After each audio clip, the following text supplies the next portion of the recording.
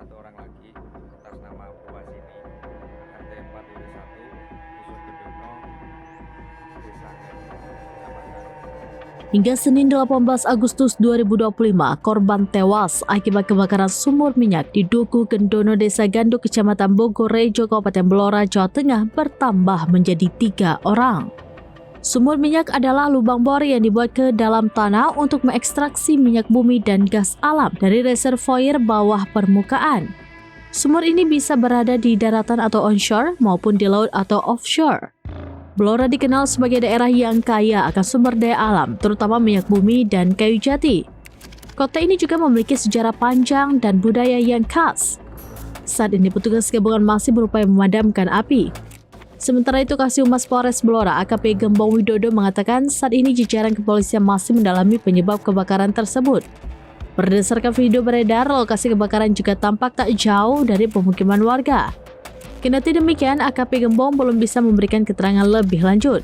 Untuk menindaklanjuti hal tersebut, AKP Gembong menyampaikan sementara di area lokasi dipasang polis lain.